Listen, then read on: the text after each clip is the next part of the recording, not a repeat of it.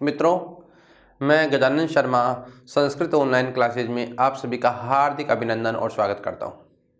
देखिए, आज हम पूर्व में हमने संस्कृत भाषा की शिक्षण विधियां, जो भी शिक्षण विधियां होती है किसी भी भाषा की हो, उन शिक्षण विधियों के बारे में चर्चा करी, शिक्षण के सिद्धांतों की, शिक्षण से अभिरुचि प्रश्न या अध्यापन कौशल के बारे में चर्चा करी, भाषा के कौशल के बारे में चर्चा कर चुके हैं। आज हम कम्युनिकेशंस संस्कृत या हिंदी या जो भी भाषाएं हैं, संसार की जितनी भी भाषाएं हैं, उन भाषाओं में शिक्षण यानी शिक्षण के कार्य करने के लिए अधिगम एवं संप्रेषण के साधनों की चर्चा करेंगे। अधिगम का मतलब होता है सीखना, अधिगम का मतलब क्या होता है? सीखना। और संप्रेषण का मतलब होता है विचारों को आदान प्रदान करना। तो शिक्षण में अधिगम एवं संप्रेषण के कौन कौन से साधन हैं जिनके द्वारा सीखा जा सकता है, आज हम उन सब के बारे में अध्ययन करेंगे। ठीक है, हेडिंग की बात करें तो हाँ, इस आज की जो हेडिंग है वो यह है, संस्कृत शिक्षण में, संस्कृत शिक्षण कहूँ या भाषा शिक्षण कहूँ, भाषा शिक्षण में अधिगम एवं संप्रेषण के साधन। संप्रेषण का मतलब होता है कम्युनिकेशन और कम्युनिकेशन का मतलब होता है विचारों में आदान प्रदान करना। अधिगम का मतलब होता है सीखना, यानी सीखने के लिए जिन जिन साधनों की आवश्यकता होती है, व्यक्ति सीखने के लिए जिन जिन उपकरणों के माध्यम से वह सीखता है, उन सभी साधनों की आज हम चर्चा करने वाले हैं। भाषा को लिखित या मौखिक रूप से संप्रेषित करने तथा अभिव्यक्त करने में दृश्य और श्रव्य उपकरणों की महती आवश्यकता होती है या महती उपयोगिता है। कि किसी भी भाषा को लिखित या मौखिक रूप से संप्रेषित करने के लिए, संप्रेषित का मतलब होता है आदान प्रदान करने के लिए, प्रदान करने के लिए, तो अभिव्यक्त करने के लिए श्रव्य और दृश्य उपकरणों की बहुत अधिक आवश्यकता होती है। श्रव्य का मतलब सुनने वाले उपकरण और दृश्य का मतलब होता है दृश्य देखने वाले उपकरण। ये उपकरण तीन प्रकार के होते हैं। कितने प्रकार के होते हैं? तीन प्रकार के होते हैं। एक तो सुनने वाले उपकरण, जिससे केवल व्यक्ति सुनता है। एक होता है देखने वाले, जिनसे व्यक्ति केवल देखता है। एक ऐसे होते हैं जिनमें दिखाई भी देता है और जिनसे सुनते भी हैं। तो उपकरण कितने प्रकार के होते हैं? तीन प्रकार के होते हैं। तो यहाँ संप्रेषण करने के लिए और अभिव्यक्त करने के लिए इन उपकरणों की बहुत अधिक आवश्यकता होती है। इन साधनों के प्रयोग से भाषा का अधिगम छात्रों के लिए अधिक सुगम हो जाता है। जब इन साधनों का प्रयोग किया जाता है तो साधनों के प्रयोग करने से भाषा का जो अधिगम है, सीखने का जो अधिगम यानी शीश के द्वारा सीखा जाता है, वह और भी सरल हो जाता है और सुगम हो जाता है। ठीक है, बात करें किसकी? संस्कृत शिक्षण में अधिगम एवं संप्रेषण के साधन की बात करें तो जो साधन होते हैं, सीखने के जो साधन हैं, उनकी बात करें तो वो कितने प्रकार के बताएं? यहाँ पर दो प्रकार के बताए हैं। कौन कौन से प्रकार के हैं? एक तो दृश्य साधन और एक श्रव्य साधन। देखने वाले और सुनने वाले उपकरणों की बहुत अधिक आवश्यकता है और इनके साधनों के प्रयोग से जो सीखने का कार्य होता है वो अधिक सरल होता जाता है। अधिगम में लगभग 85% योगदान श्रवण और दर्शन इंद्रियों के माध्यम से होता है। अधिगम का मतलब सीखने में, अधिगम यानी सीखने में लगभग 85% यानी लगभग 85% योगदान सुनने वाले और दिखने वाली इंद्रियों के माध्यम से, यानी श्रवण का मतलब सुनना और दर्शन का मतलब होता है देखना। तो सुनने वाली और देखने वाली इंद्रियों के माध्यम से होता है। लगभग हमारा जो सुनने में और देखने में लगभग जो योगदान होता है वो सबसे ज़्यादा अधिगम में उसका बहुत अधिक महत्वपूर्ण योगदान होता है। वस्तुतः यहाँ इंद्रियों द्वारा साक्षात्कार होने के कारण वस्तु का ज्ञान मूर्त रूप से हो जाता है। यहाँ पर व्यक्ति क्या करता है? अपनी इंद्रियों के द्वारा, जैसे देखता है, सुनता है, और दृश्य और श्रव्य कार्य जब होता है तो महसूस करता है कि ऐसा ऐसा होगा। सुनने से भी कई बार महसूस करता है, सुनता है तो उसको क्या होता है? ऐसा फील होता है कि ऐसा कार्यक्रम हो रहा होगा। देखता है तो इनके द्वारा वस्तुतः यहाँ इंद्रियों द्वारा साक्षात्कार होने के कारण वस्तु का ज्ञान मूर्त रूप में हो जाता है। अब देखता है व्यक्ति तो वह व्यक्ति के उस इंद्रियों के द्वारा व्यक्ति देखता है तो देखने के कारण जो वस्तु होती है उस वस्तु को ऐसे महसूस करता है जो उसका मूर्त रूप है, यानी उसको मूर्त रूप में वह उसके स्थायी हो जाती है। और जो मूर्त होता है, एक होता है अमूर्त। जो व्यक्ति के लिए मूर्त होता है वो स्थायी होता है, अमूर्त स्थायी इसलिए नहीं होता क्योंकि उसको देखता नहीं है, और मूर्त जो होता है वो क्या होता है, स्थायी हो जाता है। जब व्यक्ति अपनी इंद्रियों के द्वारा साक्षात्कार के माध्यम से या उनको देख लेता है तो वो सब क्या हो जाते हैं, उनके लिए मूर्त रूप हो जाता है। यह मूर्त ज्ञान अधिक समय के स्थायी रह जाता है, क्योंकि जो मूर्त ज्ञान होता है वो अधिक समय के लिए क्या होता है, स्थायी रहता है। ठीक है, अधिगम एक बार फिर से रिपीट करूं, अधिगम में लगभग 85% योगदान श्रवण और दर्शन इंद्रियों के माध्यम से होता है। वस्तुतः यहाँ इंद्रियों द्वारा साक्षात्कार होने के कारण वस्तु का ज्ञान मूर्त रूप में हो जाता है। यह मूर्त ज्ञान अधिक समय के लिए स्थायी रह पाता है। एक विद्वान है जिनका नाम है प्रोफेसर जे वेबर। विद्वान का नाम है जे वेबर ने दृश्य साधनों, दृश्य यानी देखने वाले साधनों तथा प्रोफेसर पीजे रुलन ने श्रव्य दृश्य साधनों पर परीक्षण किया है। प्रोफेसर सर जे वेबर ने दृश्य साधनों तथा प्रोफेसर पीजे रुलन ने श्रव्य एवं दृश्य साधनों पर परीक्षण किया। एक विद्वान है जिन्होंने केवल एक साधनों पर प्रयोग किया था जिसका नाम क्या था, दृश्य साधन, और एक विद्वान है जिसका नाम है प्रोफेसर पीजे रुलन ने श्रव्य और दृश्य दोनों साधनों का क्या किया था, परीक्षण किया, परीक्षण का कार्य किया। शिक्षाविद है एक जिनका नाम है पेस्टालॉजी। शिक्षाविद पेस्टालॉजी शिक्षा में प्रत्यक्ष अनुभव पर अत्यधिक बल देते हैं। पेस्टोलॉजी कहते हैं कि देखने और श्रव्य साधनों के साथ साथ यदि व्यक्ति का प्रत्यक्ष अनुभव होता है यानी स्वयं अनुभव करके देखता है तो वह ज्ञान अत्यधिक प्रभावी होता है। तो पेस्टोलॉजी ने क्या किया है, पेस्टोलॉजी ने कहा है कि शिक्षा में जो प्रत्यक्ष अनुभव होता है, प्रत्यक्ष अनुभव के माध्यम से सीखा हुआ ज्ञान क्या होता है, स्थायी होता है, अत्यधिक बल देते हैं। विद्वान है फ्रोवेल व मोंटेसरी ने भी श्रव्य एवं दृश्य उपकरणों को महत्वपूर्ण स्थान प्रदान करते हैं। वो कहते हैं कि सीखने में सुनने वाले और देखने वाले जो भी उपकरण हैं उन उपकरणों के माध्यम से भी आसानी से सीखा जा सकता है। एक बार फिर से रिपीट करता हूँ, जे वेबर ने दृश्य साधनों का, पीजे रुलन ने श्रव्य एवं दृश्य साधनों पर परीक्षण दिया है। शिक्षाविद पेस्टोलॉजी ने शिक्षा में प्रत्यक्ष अनुभव पर अत्यधिक बल दिया है, जबकि फ्रोवेल एवं मोंटेसरी ने भी दृश्य एवं श्रव्य उपकरणों को महत्वपूर्ण स्थान प्रदान किया है। कहते हैं कि सीखने में श्रव्य एवं दृश्य साधनों की महत्वपूर्ण उपयोगिता है। इनके द्वारा व्यक्ति आसानी से सीखता है और इनके द्वारा सीखा हुआ ज्ञान स्थायी होता है और साक्षात्कार होने के कारण यह मूर्त हो जाता है, यानी यह मूर्त होने के कारण अधिक समय के लिए क्या हो जाता है, स्थायी हो जाता है। क्या हो जाता है, स्थायी हो जाता है। ठीक है, संस्कृत के शिक्षण में अधिगम के जो साधन हैं अब उनकी हम प्रारंभ करते हैं। देखिए इसका क्या उद्देश्य है, अधिगम का जो संस्कृत में संप्रेषण का जो उद्देश्य है उसका क्या उद्देश्य होता है उसकी हम चर्चा करते हैं। यह छात्र रुचिमान और सक्रिय रह सके। देखो श्रव्य एवं दृश्य साधनों के उपकरणों के प्रयोग से छात्रों का यानी जो रुचि होती है वह बढ़ जाती है और छात्र रुचिमान हो जाते हैं और सक्रिय रहते हैं।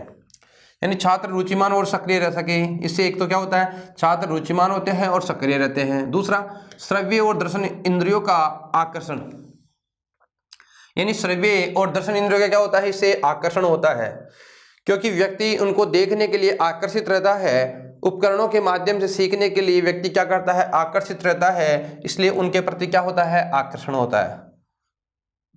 पाठ्य वस्तु को सुग्राह्य, रोचक, सार्थक व आकर्षक बनाना।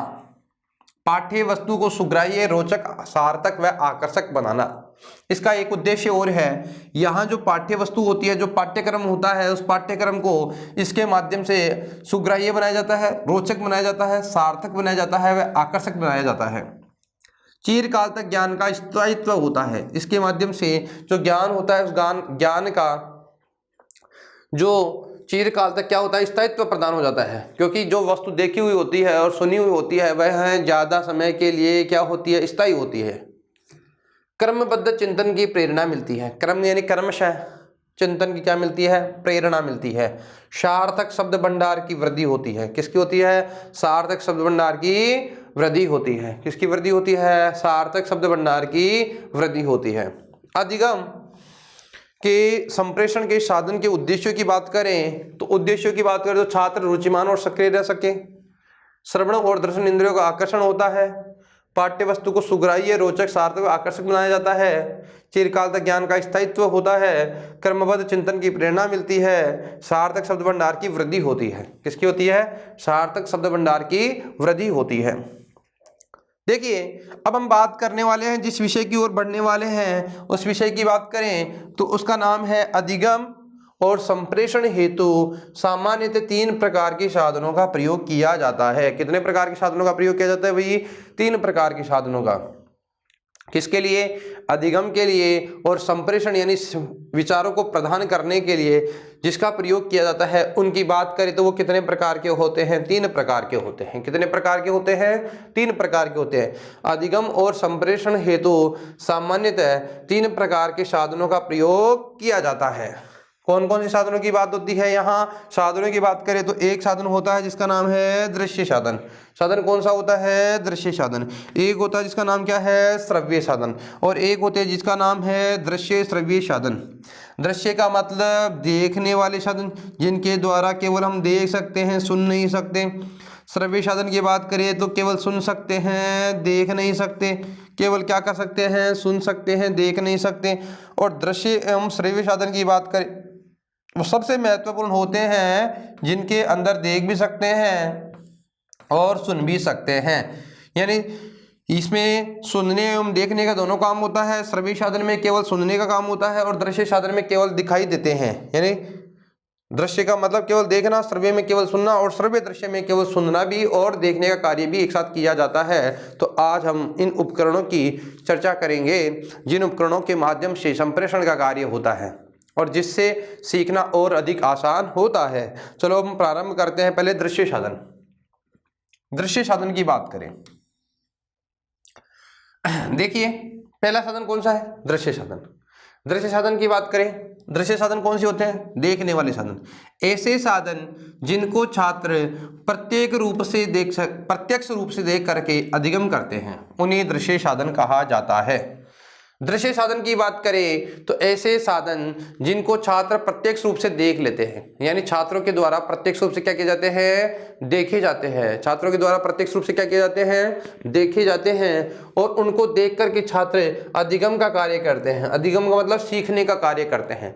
यानी ऐसे साधन जिनको छात्र क्या करते हैं? साक्षात देखते हैं, उनके सामने ये एक्टिविटीज होती है, प्रतिक्रियाएं होती है और छात्र उनको देखते हैं और देख करके सीखने का काम करते हैं, उन्हें दृश्य साधन कहते हैं। उन्हें क्या कहते हैं? दृश्य साधन। अर्थात ऐसे साधन जिनको छात्र प्रत्येक रूप से देखकर अधिगम करते हैं उन्हें दृश्य साधन कहा जाता है। क्या कहा जाता है? दृश्य साधन कहा जाता है। इन दृश्य साधनों को भी सामान्यतः और यांत्रिक साधनों के भेद से 2 भागों में बांटा जा सकता है। इन देखने वाले साधनों की भी बात करें तो ये साधन भी कितने प्रकार के होते हैं? 2 प्रकार के होते हैं। एक तो कौन से होते हैं? सामान्य, और एक कौन से होते हैं? यांत्रिक। दृश्य साधन की बात करूं, दृश्य साधन कितने प्रकार के होते हैं? दृश्य साधन तो वो सामने देखना या प्रत्यक्ष रूप से देखना। दृश्य का मतलब होता है सामने देखना या प्रत्यक्ष रूप से देखने वाले साधन। अच्छा, इन साधनों की बात करें तो साधन कितने प्रकार के होते हैं? 2 प्रकार के होते हैं। एक तो होता है सामान्य, एक होता है यांत्रिक। एक तो होता है कौन सा? सामान्य, और एक होता है यांत्रिक। अब देखो कौन कौन से होते हैं, इनकी भी हम चर्चा करते हैं। सामान्य साधन, सामान्य साधन की बात करें, और एक हो गया कौन सा? यांत्रिक साधन, यंत्र के माध्यम से देखना, और एक होता सामान्य तरीके से देखना। पहला है सामान्य साधन, श्यामपट्ट, बहुत महत्वपूर्ण होता है। यानी शिक्षण की जो त्रिध्रुवीय व्यवस्था है उसमें शिक्षक का ये दाहिना अंग होता है। यानी शिक्षक इसके माध्यम से छात्रों तक क्या करता है? प्रतिक्रियाएं पहुंचाता है। यानी शिक्षक के का श्यामपट्ट दाहिना हाथ होता है। यूँ समझिए कि इसके बिना जो शिक्षण का कार्य होता है वह अधूरा होता है। यानी शिक्षक का अभिन्न मित्र होता है ना? कौन सा मित्र होता है? अभिन्न मित्र होता है। क्या? श्यामपट्ट। इसे आप बोलते हैं ब्लैक बोर्ड। क्या बोलते हैं? Black board. सामान्य साधन, देखो श्यामपट्ट जो होता है, ये मान लो आपके सामने श्यामपट्ट है, ये श्यामपट्ट है, कल्पना कीजिए ब्लैक बोर्ड है। तो इस श्यामपट्ट पे जो लिखा हुआ है आप सबको दिखाई दे रहा है, तो आप केवल देख पा रहे हैं, है ना? अब यदि कोई बोल नहीं रहा, केवल लिख रहे हैं, लिखा हुआ है, तो वो कैसा साधन हो गया आपके लिए? दृश्य साधन। अच्छा, जब कोई साथ में बोल भी रहा है, लिख भी रहा है, तो वो कैसा साधन हो गया? श्रव्य एवं दृश्य साधन। यहाँ पर जो श्यामपट्ट की हम बात कर रहे हैं, श्यामपट्ट कैसा साधन है? श्यामपट्ट केवल और केवल दृश्य साधन है। ठीक है। एक होते हैं चित्र, जो भी चित्र होते हैं दीवार पे भित्ति चित्र कह सकते हैं, कैसे भी चित्र हो, दीवार पे लिखे हुए चित्र हो, श्यामपट्ट पे लिखे हुए चित्र हो, पुस्तकों में जो प्राप्त हो रहे हैं वो चित्र हो, तो वो भी क्या होते हैं? केवल देखने के साधन होते हैं। चार्ट पत्र, चार्ट पत्र, अब चार्ट के माध्यम से कोई चित्र बनाना या चार्ट को पढ़ना, चार्ट पत्र भी क्या है? एक साधन है। भित्ति पत्र, भित्ति का मतलब होता है दीवार पे यानी दीवार के ऊपर जो लिखे गए जो चित्र होते हैं वो सब क्या कहलाते हैं? भित्ति पत्र कहलाते हैं। प्रतिकृति, प्रतिकृति का होता है मतलब मॉडल, मॉडल का मतलब किसी चीज को मॉडल के रूप में बनाना। जैसे छात्रों के सामने आज हम जैसे छात्रों के सामने किसी भी पाठ को प्रारंभ करने वाले हैं, जैसे मान लिए कि भारत का जो भी राष्ट्र ध्वज है, उस राष्ट्रीय ध्वज की बात करें तो राष्ट्रीय ध्वज के बारे में आज अध्ययन करने वाले हैं। तो फिर क्या किया जाता है? राष्ट्रीय ध्वज कुछ लोगों ने मान लो नहीं देखा, तो नहीं देखा तो वहाँ पे क्या करता है अध्यापक?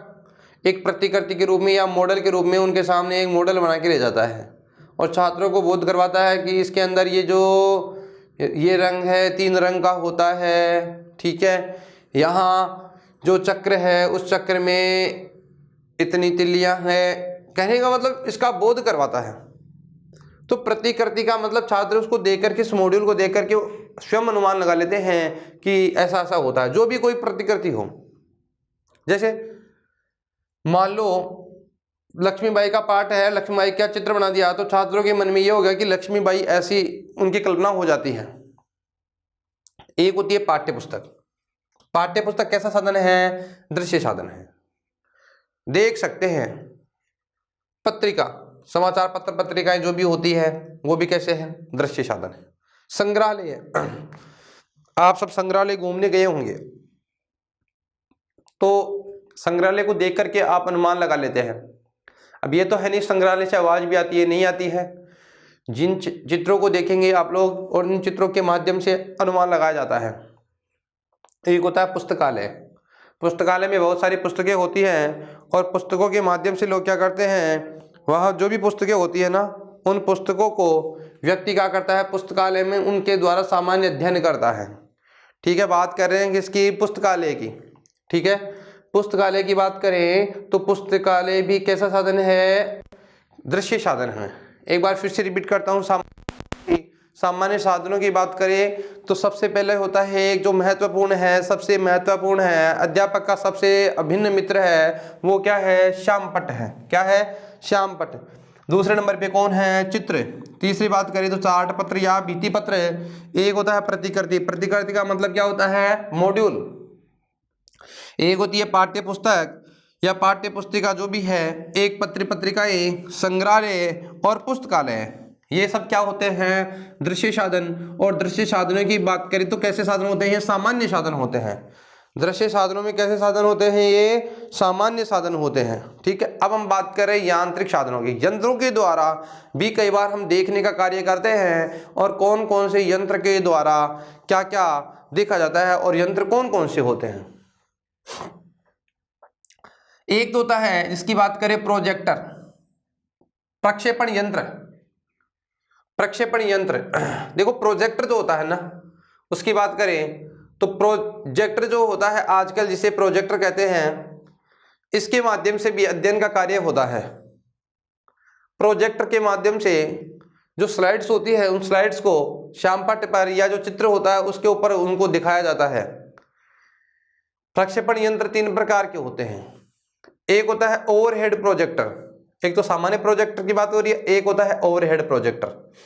ओवरहेड प्रोजेक्टर की बात करें तो ओवरहेड प्रोजेक्टर जो होता है, एक तो होता है उन्नत शीर्ष प्रक्षेपिका, एक होता है फिल्म स्ट्रिप प्रोजेक्टर, एक होता है स्टीरियोस्कोप। कितने प्रकार के होते हैं? 3 प्रकार के होते हैं। कौन कौन से? उन्नत शीर्ष प्रक्षेपिका, एक होता है फिल्म स्ट्रिप प्रोजेक्टर, एक होता है स्टीरियोस्कोप। प्रोजेक्टर कहें इनको, एक होता है प्रक्षेपण यंत्र और एक इसका नाम है ओवरहेड प्रोजेक्टर। ओवरहेड प्रोजेक्टर की बात करें तो उन्नत शीर्ष प्रक्षेपिका, फिल्म स्ट्रिप प्रोजेक्टर और स्टीरियोस्कोप।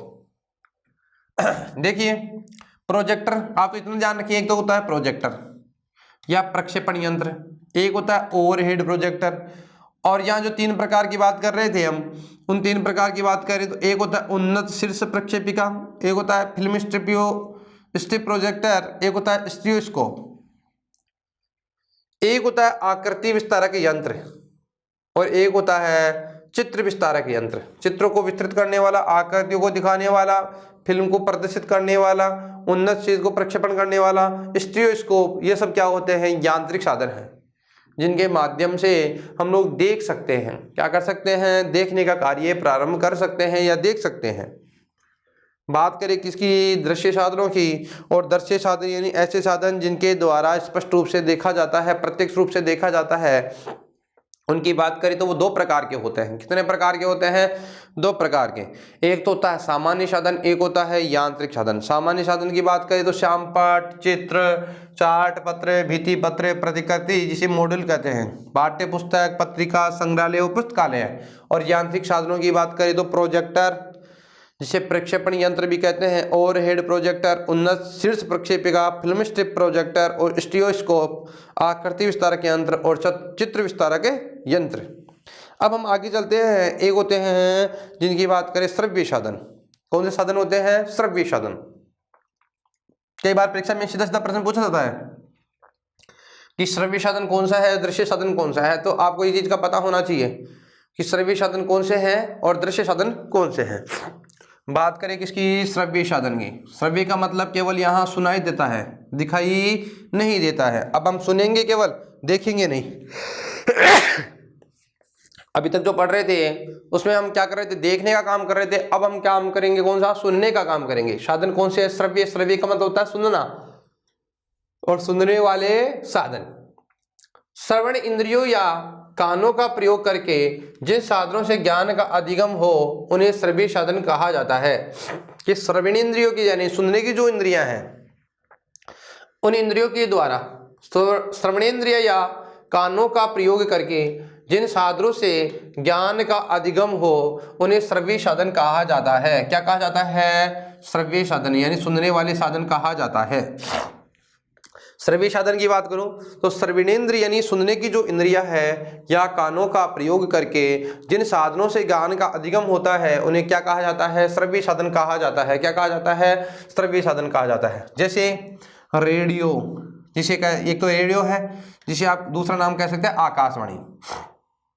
क्या नाम है भाई? रेडियो या आकाशवाणी। ग्रामोफोन, वर्तुलाकार या ध्वनि ग्राहक यंत्र। एक होता है टेप रिकॉर्डर, ध्वनि पंजिका कहते हैं। ध्वनि पिंजिका नहीं, पंजिका। एक होता है लिंगवा फोन, इसे भाषा पिंजिका या सीतावाद्य कहते हैं। पिंजिका होता है भाई, क्या होता है? पिंजिका। इसे क्या कहते हैं? भाषा पिंजिका। एक होता है ध्वनि संचिका, ध्वन्याभिलेख या ऑडियो कैसेट्स, सीडी जिसे कहते हैं ना, सीडी से। सीडी के अंदर क्या होता है? MP3 जिसे आप कह सकते हैं, MP3, ठीक है आपकी भाषा में। जैसे सीडी जो आजकल जिसका प्रयोग नहीं होता है, जैसे आप आजकल तो पेन ड्राइव का प्रयोग करते हैं, तो पेन ड्राइव का प्रयोग करते हैं तो पेन ड्राइव के अंदर यदि उसमें रिकॉर्डेड है कोई गाना वगैरह और आप उसको सुन रहे हैं, या कोई क्लास ले रखी है तो क्लास रिकॉर्डेड है, तो सुनने वाली क्लास की बात कर रहा हूँ मैं, देखने वाली क्लास की बात नहीं कर रहा। तो यहाँ किसका प्रयोग होता है? श्रव्य एवं दृश्य साधनों की बात करें तो पहले हमने बात करी जिसका नाम क्या था? जिसका नाम था दृश्य साधन। अब हम बात करें जिसका नाम क्या है? श्रव्य साधन। क्या है? श्रव्य साधन। श्रव्य साधन की बात करें तो श्रवणेंद्रिया या कानों का प्रयोग करके जिन साधनों से ज्ञान का अधिगम होता है उन्हें श्रव्य साधन कहा जाता है। उन्हें क्या कहा जाता है? श्रव्य साधन कहा जाता है। श्रव्य साधनों में एक है रेडियो, जिसे आकाशवाणी के नाम से भी जाना जाता है। रेडियो या आकाशवाणी। अब रेडियो आए परीक्षा में, या आकाशवाणी आए, ठीक है, आपको ध्यान रखना है ये कैसा साधन है? श्रव्य साधन है। ग्रामोफोन, वर्तुलाकार ध्वनि ग्राहक यंत्र। Gramophone, tape recorder. जैसे पहले लोग क्या करते थे, टेप रिकॉर्डर रखते थे, इसमें गाने वाने सुनने का कार्य होता था। जैसे मैच आ रहा है और पहले टीवी का अभाव हुआ करता लोगों को, तो लोग क्या करते, रेडियो पर क्या करते थे, उसकी कमेंट्री सुना करते थे। जैसे मैच आ रहा हो और कमेंट्री से, अब उस कमेंट्री को सुनने से ही उनको ऐसा फील होता था कि जैसे उन्होंने साक्षात अनुभव कर रहा है और साक्षात देख रहे हैं। उसमें ऐसे ही कमेंट्री होती रहती थी कि जैसे वो बॉलिंग कर रहा है, वो ऐसे बॉल फेंक रहा है, बॉल ऐसे आई मिड विकेट की और बॉल थी, उसने बाउंड्री मारी, 2 खिलाड़ी पीछे की ओर दौड़ रहे हैं। तो ऐसे ऐसे कल्पनाएं होती थी, ऐसे सुनाने का तरीका, तो जिससे व्यक्ति को ऐसा अनुमान होता था कि जैसे उसके सामने ये सब हो रहा है। ठीक है, कई बार सुनकर के भी व्यक्ति महसूस करता है कि जैसे उसने प्रत्यक्ष देखा हो। ग्रामोफोन, जिसे वर्तुलाकार या ध्वनि ग्राहक यंत्र भी कहते हैं। एक टेप रिकॉर्डर होता है जिसे ध्वनि पिंजिका कहते हैं। लिंगवा फोन होता है जिसे भाषा पिंजिका कहते हैं। और एक ध्वनि संचिका या ध्वनि अभिलेख या ऑडियो कैसेट्स भी कहते हैं। ध्वनि को जो अभिलेख किया जाता है, जिसको रखा जाता है, सुरक्षित रखा जाता है, वो साधन कौन से कहलाते हैं? श्रव्य साधन कहलाते हैं। देखिए, अब हम बात कर रहे हैं उन साधनों की जो बहुत महत्वपूर्ण होते हैं, जिनमें सुनते भी हैं, जिनमें देखते भी हैं। जैसे अब उन साधनों की बात करें तो उन साधनों का नाम क्या है? दृश्य श्रव्य साधन। दृश्य का मतलब देखना और श्रव्य का मतलब सुनना। ऐसे साधन जिनको आंखों से देखकर वह कानों से सुनकर अधिगम सुगम होता है, बहुत सरल होता है, उन साधनों को दृश्य श्रव्य साधन कहा जाता है। देखो, ऐसे साधन जिनको आंखों से देखते हैं, यानी आंखों से देख भी सकते हैं और कानों से क्या कर सकते हैं? सुन भी सकते हैं। यानी देखना व सुनने का काम एक साथ होता है। देखो, साधन की बात करें तो साधन कौन से हैं? दृश्य श्रव्य साधन।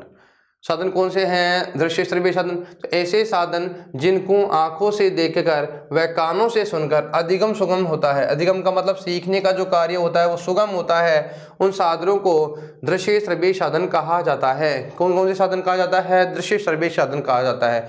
जो देखो, जो अभी 3 प्रकार के साधन पढ़े थे सीखने में, उन सभी साधनों में सबसे महत्वपूर्ण जो साधन होते हैं वो कौन से होते हैं? दृश्य श्रव्य साधन होते हैं। ये क्या होते हैं? इंपॉर्टेंट है आप लोगों के लिए। क्यों? क्योंकि इससे जो ज्ञान प्राप्त किया जाता है वह ज्यादा स्थायी होता है, क्योंकि इसमें सुनते भी हैं, देखते भी हैं, है ना। तो ऐसे साधन जिनको आंखों से देखकर व कानों से सुनकर अधिगम का काम होता है, अधिगम होता है, और अधिगम कैसा हो जाता है? सुगम हो जाता है। उन साधनों को दृश्य श्रव्य साधन कहा जाता है। उन्हें क्या कहते हैं? दृश्य श्रव्य साधन कहते हैं। एक है जिसका नाम है दूरदर्शन। दूरदर्शन का मतलब क्या होता है? टीवी। अब बताओ, टीवी में आप लोग क्या करते हो? देखते भी हो और सुनते भी हो। ऐसा तो नहीं कि टीवी के अंदर आप देखते देखते हो, सुनते नहीं हो। टीवी का जो काम है वो देखने का भी है और सुनने का भी है। ठीक है, यानी टीवी के माध्यम से लोग सुनते भी हैं और देखते भी हैं। एक होता है संगणक यंत्र, जिसे कहते हैं कंप्यूटर। कंप्यूटर जिसे मस्तिष्क यंत्र भी कहते हैं। क्या कहते हैं? मस्तिष्क यंत्र भी कहते हैं। संगणक, संगणक का मतलब कंप्यूटर। एक होता है चलचित्र। चलचित्र का मतलब होता है फिल्म या सिनेमा, चलता फिरता सिनेमा। और चलते फिरते सिनेमा में क्या होता है कि उसमें पात्र क्या है? अपना अभिनय का कार्य करते रहते हैं और बोलते रहते भी हैं। तो यानी फिल्म के माध्यम से व्यक्ति सुनता भी है और देखता भी है। एक होता है अभिनय। अभिनय का मतलब नाटक। अब नाटक, कहीं पर भी नाटक हो रहा हो, नाटक के अंदर क्या होगा? अभिनय का जो काम होता है उसमें अभिनय भी होता है और साथ साथ व्यक्ति बोलता भी है और एक्टिविटीज भी करता है, यानी सुनना और देखने दोनों का कार्य होता है। एक होता है श्रव्य दृश्य अभिलेख, जिसे ऑडियो के वीडियो कैसेट टेप कहते हैं, यानी वीडियो कैसेट्स। और वीडियो कैसेट्स में क्या होता है? वीडियो के साथ साथ में उसकी आवाज़ भी आती है ना। ऑडियो प्लस वीडियो दोनों का कार्य करते हैं वो लोग। ठीक है, एक होता है भाषा की प्रयोगशाला, जिसे क्या कहते हैं? भाषा प्रयोगशाला, यानी लैंग्वेजेस लेबोरेटरी। लैंग्वेजेस लेबोरेटरी की बात करें तो इसमें भाषा का प्रयोग भी होता है, उसका प्रयोग करना बताया जाता है, यानी भाषा के साथ साथ में उसका प्रैक्टिकल भी होता रहता है। एक होता है इंटरनेट, जिसे अंतर्जाल कहते हैं, जिसे यूट्यूब आदि है। यूट्यूब आदि में क्या होता है? इंटरनेट। और इंटरनेट का मतलब इंटरनेट पे भी आप लोग क्या कर सकते हैं? श्रव्य दृश्य साधनों का प्रयोग कर सकते हैं। जैसे यूट्यूब है, एक चैनल है यूट्यूब मान लिए, और उस पर भी आप लोग क्या कर सकते हो? श्रव्य दृश्य साधनों का प्रयोग होता है, यानी देख सकते हो। एक ध्वनि चित्र ग्राहक यंत्र, यानी ऑडियो वीडियो रिकॉर्डिंग मशीन। एक ऐसी मशीन होती है जिसके माध्यम से व्यक्ति रिकॉर्ड करता है और रिकॉर्ड करने के बाद में यानी व्यक्तियों तक पहुंचाता है ना। और जिसको लोग क्या करते हैं, सुनते हैं, उसका नाम क्या है, ध्वनि चित्र गृह गाहक यंत्र। ठीक है, बात करिए, आप सब लोग भली बात ही जानते हैं, सभी लोगों को पता है श्रव्य साधनों का। पर कई बार ये पूछ लिया जाता है परीक्षा के अंदर कि श्रव्य साधन कौन सा नहीं है, दृश्य साधन कौन सा नहीं है, श्रव्य दृश्य साधन कौन से नहीं है। तो आपको ये ध्यान रखना है कि कौन से साधन श्रव्य साधन है, कौन से साधन दृश्य साधन है, और कौन से साधन दृश्य श्रव्य साधन है। आज हम ऐसे साधनों की चर्चा कर रहे हैं अभी, जिनमें हमने चर्चा करी पहले श्रव्य साधनों की, फिर की हमने दृश्य साधनों की, फिर श्रव्य साधनों की, और हम कर रहे हैं अभी दृश्य एवं श्रव्य साधनों की। एक बार फिर से ध्यान देना, एक तो होता है हमारा जो टीवी है, वह कैसा साधन है, दृश्य श्रव्य साधन है। संगणक यंत्र जिसे कंप्यूटर कहते हैं, जिसे मस्तिष्क यंत्र भी कहते हैं, वो कैसा साधन है, दृश्य श्रव्य साधन है। चलचित्र का मतलब क्या होता है, चलचित्र जिसे फिल्म या सिनेमा कहते हैं, वो भी दृश्य श्रव्य साधन है। अभिनय नाटक कैसा है, दृश्य श्रव्य साधन है। श्रव्य दृश्य अभिलेख, अभिलेख का मतलब होता है ऑडियो वीडियो के टेप, ऑडियो वीडियो टेप जो होती है, कैसेट्स होती है, वो भी दृश्य श्रव्य साधन है। एक होता है भाषा प्रयोगशाला, भाषा प्रयोगशाला की बात करें तो वो भी कैसे होते हैं, दृश्य श्रव्य साधन होते हैं। एक होता है इंटरनेट, इंटरनेट कैसा साधन है, इंटरनेट पे जो यूट्यूब आदि जो होते हैं, वो भी कैसे साधन है, दृश्य श्रव्य साधन है। और एक होता है जिसे कहते हैं ध्वनि चित्र ग्राहक यंत्र, यानी ऑडियो और वीडियो रिकॉर्डिंग मशीन। ठीक है, अब हम बात करते हैं, देखिए इन साधनों की अब हमने बात की। अब यहाँ देखिए कि इसके माध्यम से एक बार फिर से रिपीट करता हूँ मैं कि ऐसे साधन जिनको हम लोग क्या करते हैं, आंखों से देख करके और कानों से सुन करके अधिगम का कार्य होता है, उन साधनों को दृश्य श्रव्य साधन कहा जाता है। जैसे एक बार फिर से मैं बोलता हूँ, टीवी, संगणक या कंप्यूटर यंत्र, चलचित्र, अभिनय या नाटक, दृश्य या श्रव्य अभिलेख जिसे ऑडियो वीडियो टेप, भाषा प्रयोगशाला लैंग्वेजेज, इंटरनेट या अंतर्जाल या यूट्यूब आदि, और ध्वनि चित्र ग्राहक यंत्र। ठीक है, इसी के साथ जो हमारा ये चैप्टर था जिसका नाम था, जिसका अधिगम के साधन, वह समाप्त होता है। हमने अभी इस कक्षा में जो पढ़ा जिसका नाम था ध्वनि के जो साधन हैं, सुनने के और बोलने के, और सुनने और बोलने के, उनका कार्य क्या है, अधिगम करने का कार्य होता है, जिसके माध्यम से व्यक्ति अधिगम करना सीखता है। और ये सब जो साधन थे वो क्या करते हैं, संप्रेषित करते हैं, अपने विचारों को देते हैं, और विचारों को देख करके व्यक्ति क्या करता है, संप्रेषित होता है, यानी अधिगम का कार्य करता है, सीखता है। अब सीखने में सहायक है, ये सभी सीखने में क्या है, सहायक है। और सहायक क्या क्या है, जैसे सुनने के साधन भी सहायक है, इनके माध्यम से व्यक्ति सीखता है, देखने के साधनों के माध्यम से भी सीखता है, और दोनों के माध्यम से भी क्या करता है, सीखता है।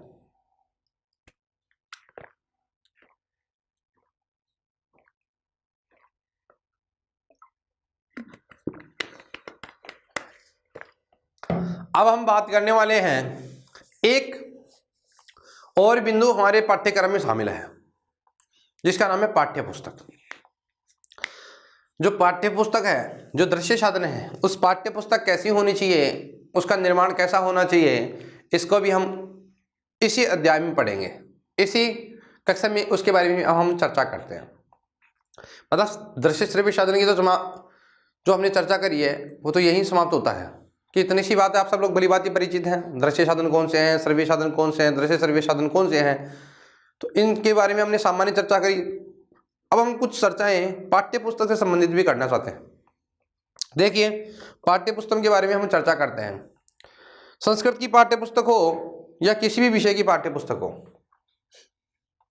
पाठ्य पुस्तक की बात करें तो ये जो पाठ्य पुस्तक जो है उसका शाब्दिक अर्थ की बात करूं सबसे पहले, तो पुस्तक जो होता है, पुस्तक को अंग्रेजी में कहते हैं बुक, यानी हिंदी शब्द है पुस्तक, जिसका अंग्रेजी ट्रांसलेट है जिसका नाम है बुक। और ये बुक जो शब्द है जर्मन भाषा के बिक से बना है, जर्मनी भाषा के किससे बना है, बिक से बना है। किस शब्द से बना है, बिक शब्द से बना है, जिसका अर्थ होता है वृक्ष। इसका अर्थ क्या होता है, वृक्ष होता है। पाठ्य पुस्तक शब्द की बात करें तो पाठ्य पुस्तक जिसे हम कहते हैं पुस्तक, और यह पुस्तक जो शब्द है बुक, बुक अंग्रेजी का रूपांतरित है, और ये अंग्रेजी का जो शब्द है बुक वह जर्मन भाषा के बिक शब्द से बना है। बुक शब्द जर्मन भाषा के बिक शब्द से बना है, जिसका अर्थ होता है वृक्ष। जिसका अर्थ क्या होता है, वृक्ष होता है। पाठ्य पुस्तक पढ़ने और पढ़ाने योग्य पुस्तक होती है। पाठ्य पुस्तक क्या होती है? पढ़ने और पढ़ाने योग्य पुस्तक होती है, लेकिन प्रत्येक पुस्तक पाठ्य पुस्तक नहीं हो सकती। प्रत्येक पुस्तक पाठ्य पुस्तक नहीं हो सकती।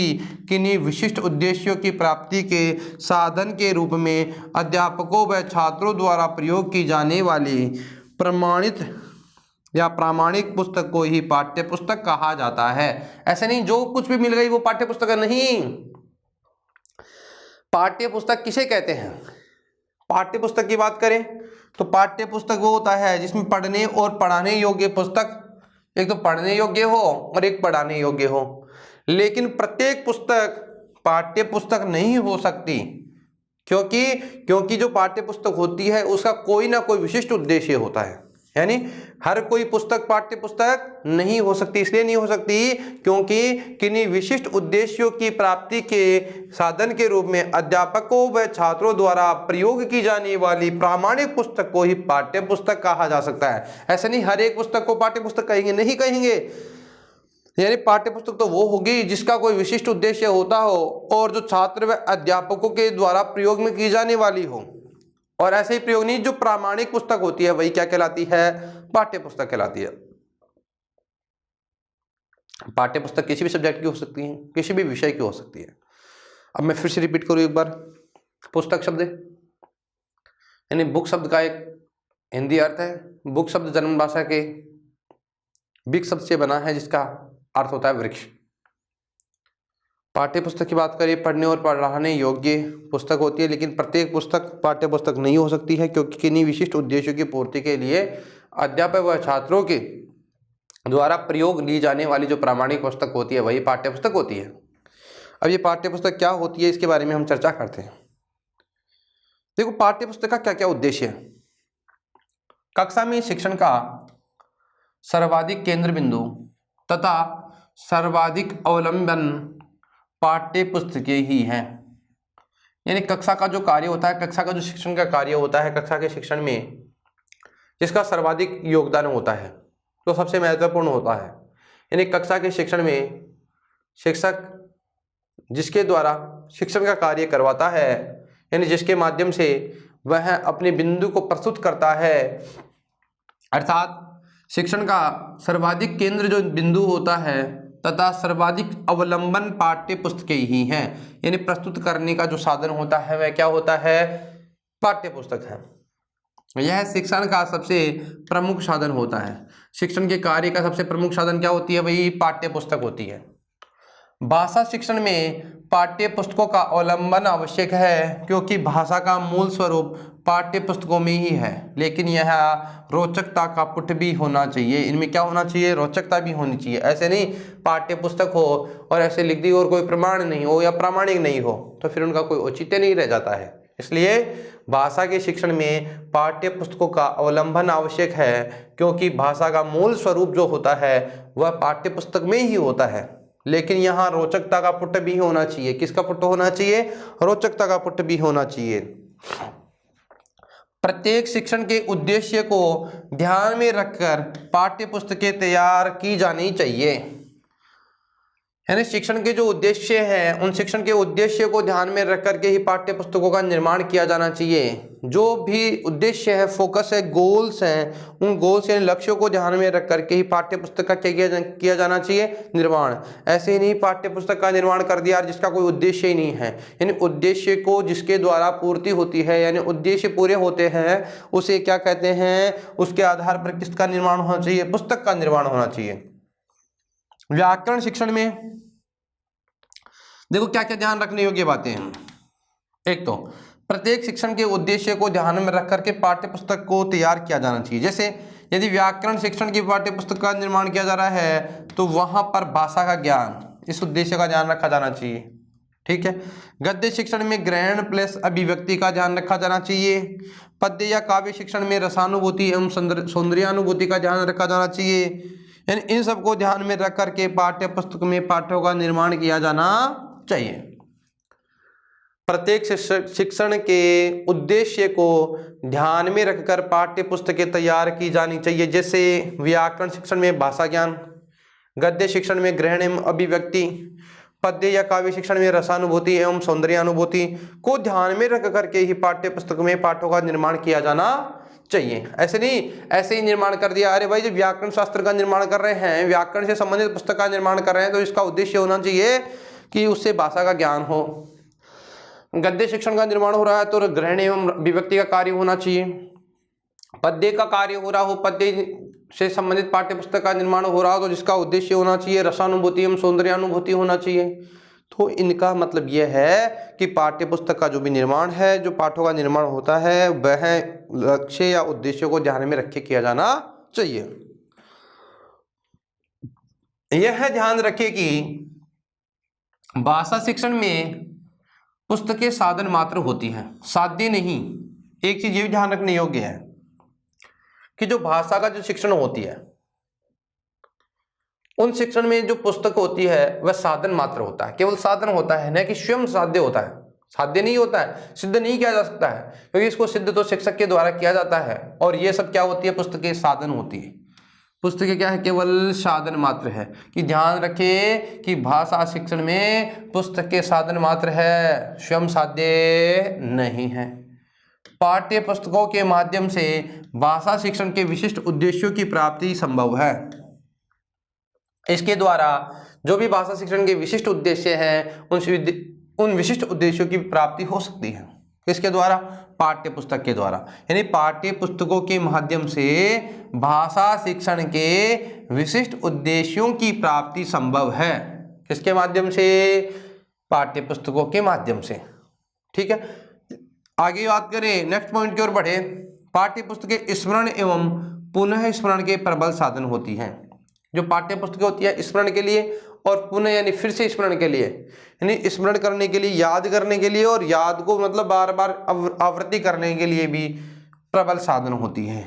पाठ्य पुस्तकें गृह कार्य में सुविधाजनक होती है। यानी जो पाठ्य पुस्तक होती है, जो पाठ्य पुस्तकें किस कार्य में, गृह कार्य में सुविधाजनक है। अनेक प्रकार की सूचनाएं एक ही स्थल पर मिल जाती है। यानी अनेक प्रकार की सूचनाएं एक ही स्थल पर मिल जाती है, अतः पाठ्य पुस्तक शिक्षण व छात्र दोनों की सहायता करती है। इसके द्वारा अनेक प्रकार की सूचनाएं एक ही स्थान पर मिल जाती है, अतः पाठ्य पुस्तक शिक्षण व छात्र दोनों की सहायता करती है। क्या करती है, सहायता करती है।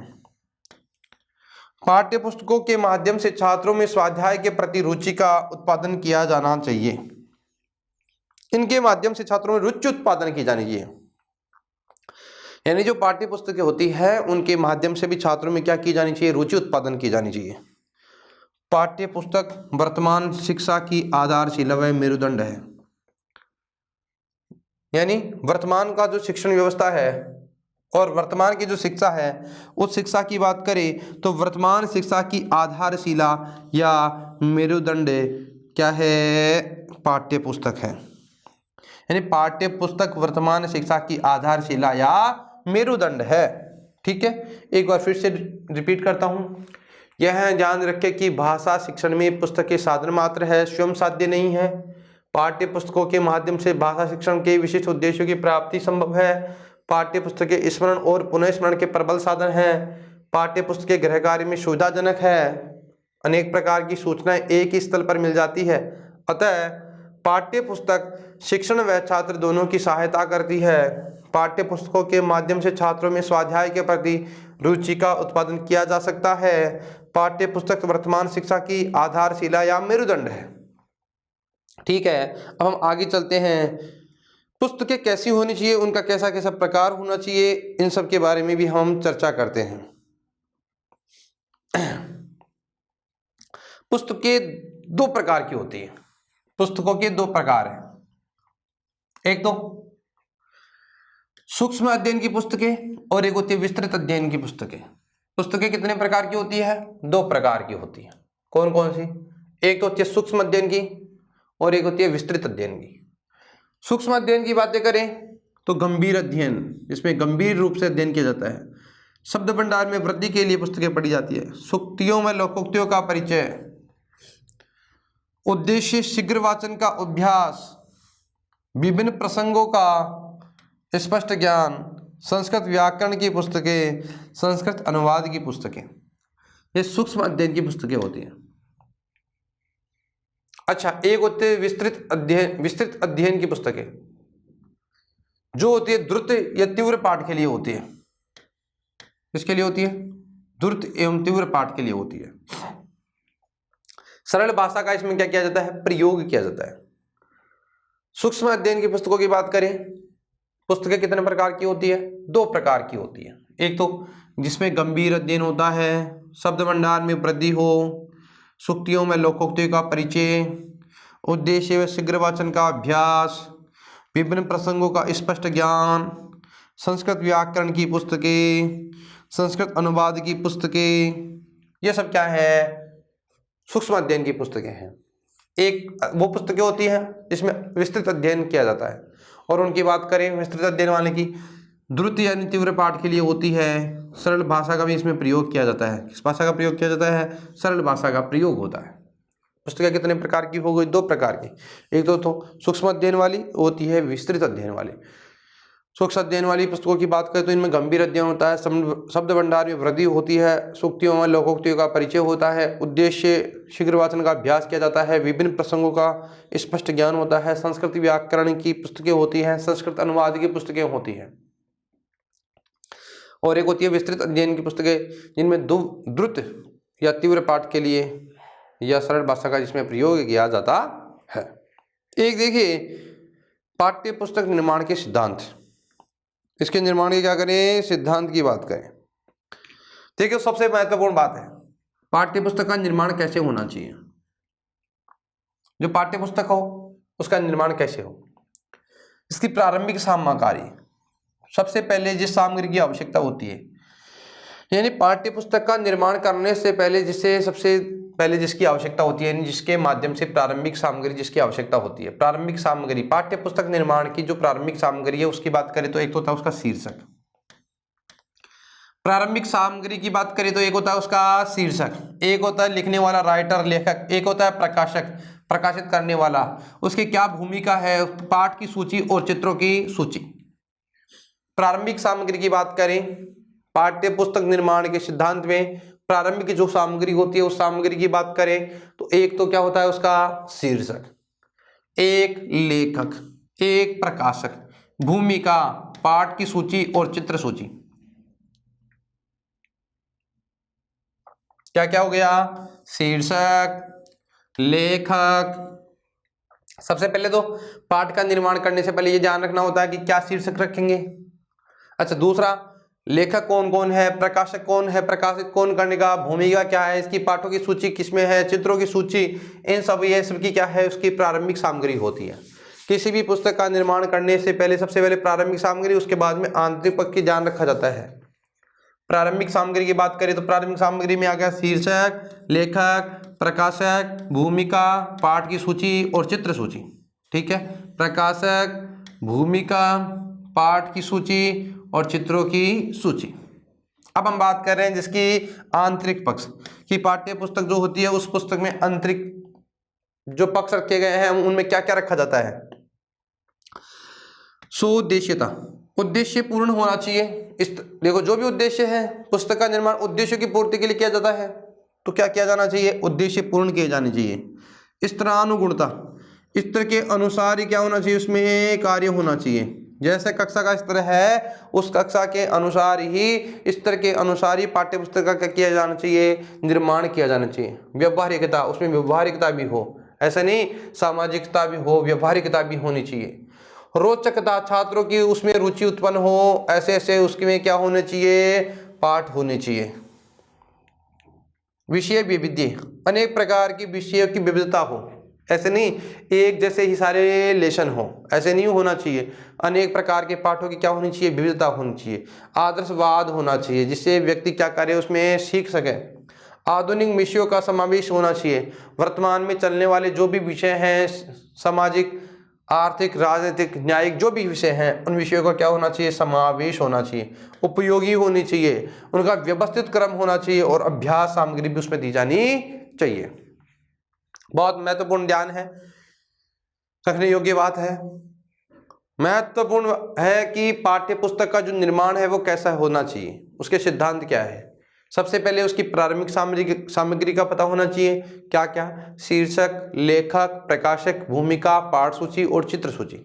आंतरिक पक्ष की बात करूं तो आंतरिक पक्ष में सोउद्देश्यता यानी उद्देश्य पूर्ण हो रहे हों, स्तर के अनुगुणता यानी स्तर के अनुसार गुण वाली हो, व्यवहारिकता हो यानी उसमें व्यवहारिकता हो, रोचकता भी होनी चाहिए, विषयों में विविधता भी होनी चाहिए। वैविध्य का मतलब विविधता। आदर्शवादिता, आधुनिक विषयों का समावेश, आदर्श यानी आज के समय को जो भी समावेश है वो भी हो जाना चाहिए। उपयोगी भी होनी चाहिए, व्यवस्थित क्रम होना चाहिए और अभ्यास कार्य के लिए स्थान भी होना चाहिए। ऐसी हमारी पाठ्य पुस्तक का क्या होना चाहिए? निर्माण होना चाहिए। अब हम बात करते हैं इसके कैसे पक्ष होते हैं। एक होता है उसका बाह्य पक्ष, एक होता है सह संबंधी सामग्री। पहली सामग्री सिद्धांतों की बात करें तो पहली कौन सी थी? प्रारंभिक सामग्री, फिर आंतरिक सामग्री। अब हम बात करें बाह्य पक्ष, बाहर से पुस्तक कैसी होनी चाहिए और सह संबंधी सामग्री कैसी होनी चाहिए। बाह्य की बात करें, उसका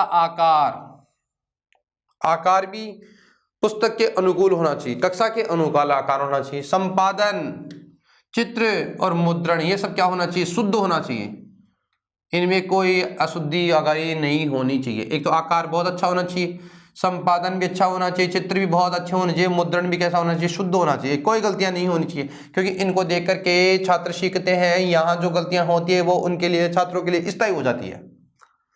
एक होता है नाम कैसा हो? सरल हो, संक्षिप्त हो, स्पष्ट हो और आकर्षक होना चाहिए। जो भी नाम है, पाठ का नाम होता है, वह कैसा होना चाहिए? सरल होना चाहिए, संक्षिप्त होना चाहिए, स्पष्ट होना चाहिए और आकर्षक होना चाहिए।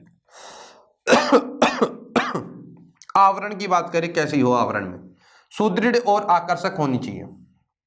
पुस्तक का जो आवरण होता है वह सुदृढ़ हो और वह आकर्षित करने वाली हो, देखने में ऐसे लगे कि बहुत अच्छी पुस्तक है, इसको पढ़ना चाहिए।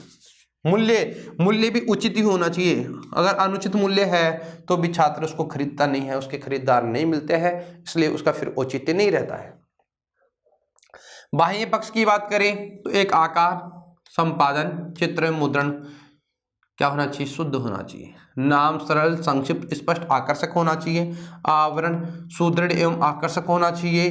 मूल्य उचित होना चाहिए। अब हम बात करें सह संबंधी सामग्री। सह संबंधी यानी उससे संबंधित जो भी सामग्री है वो, एक होता है टीचर्स गाइड, एक तो अध्यापक दर्शिका, अध्यापक के द्वारा दर्शिका यानी अध्यापक के द्वारा दर्शाया हुआ अध्यापक दर्शिका। द्रुत पाठ के लिए सहायक पुस्तक और अभ्यास पुस्तक यानी वर्कबुक, ये भी उसके क्या होती है? सह संबंधी सामग्री होती है। उसके साथ साथ में ये कार्य भी किया जाना चाहिए। एक तो अध्यापक दर्शिका यानी टीचर का गाइड होना चाहिए। उस पुस्तक को निर्माण के साथ में जब छात्रों तक वो पहुंचती है तो किसका द्वारा गाइड की जानी चाहिए? टीचर्स के द्वारा गाइड की जानी चाहिए। द्रुत पाठ के लिए सहायक पुस्तकें भी होनी चाहिए और अभ्यास के लिए अभ्यास पुस्तिका भी होनी चाहिए। एक बार फिर से मैं रिपीट करूं, ध्यान देना, जो भी हमारी पुस्तक होती है, जो पाठ्य पुस्तक होती है, उस पाठ्य पुस्तक के निर्माण के सिद्धांतों की बात करें तो प्रारंभिक सामग्री की बात करो, शीर्षक, लेखक, प्रकाशक, भूमिका, पाठ सूची और चित्र सूची होती है। आंतरिक पक्ष की बात करो तो सोद्देश्यता, स्तरानुगुणता, व्यवहारिकता, रोचकता, विषय विविधता या विविध्य, आदर्शवाद, आधुनिक विषयों का समावेश, उपयोगी, व्यवस्थित क्रम और अभ्यास। अगर बाह्य पक्ष की बात करें तो बाह्य पक्ष कैसा होना चाहिए? उसका आकार, संपादन, चित्र, मुद्रण, इन सबका ध्यान रखा जाना चाहिए। मुद्रण में कोई गलतियां नहीं होनी चाहिए। नाम सरल, स्पष्ट, संक्षिप्त, आकर्षक होने चाहिए। आवरण सुदृढ़ और आकर्षक होना चाहिए। मूल्य उचित होना चाहिए। सह संबंधी सामग्री की बात करें तो अध्यापक दर्शिका यानी टीचर्स के द्वारा गाइड की जानी चाहिए। द्रुत पाठ के लिए सहायक पुस्तक भी होनी चाहिए और अभ्यास व पुस्तिका यानी वर्कबुक भी होनी चाहिए। देखिए, इसी के साथ हमारी जो पाठ्य पुस्तक के संबंधित हम चर्चा करने वाले थे वह कार्य समाप्त होता है। आज हमने इस कक्षा में इस संप्रेषण के जो साधन हैं, अधिगम के लिए संप्रेषित यानी संप्रेषित करने के लिए अधिगम यानी संप्रेषण के माध्यम से जो अधिगम का कार्य होता है, जिसके माध्यम से सीखा जाता है, यानी संप्रेषित करने के जो भी साधन हैं, जो उपकरण हैं, उन सभी उपकरणों के बारे में हमने चर्चा करी। और उसके अलावा जो पाठ्य पुस्तक है उसका निर्माण कैसे होना चाहिए, उसके क्या क्या उद्देश्य हैं, उन सभी के बारे में आज हमने चर्चा करी। और इसी के साथ आज की हमारी कक्षा को हम समाप्त करते हैं। आगे हम जो कक्षा होगी उस कक्षा में मूल्यांकन का मतलब होता है जांच या परख करना, कि जो अब तक पढ़ा है उस सब की हम जांच करेंगे, अर्थात मूल्यांकन का कार्य कराने प्रारंभ करेंगे। तब तक के लिए धन्यवाद।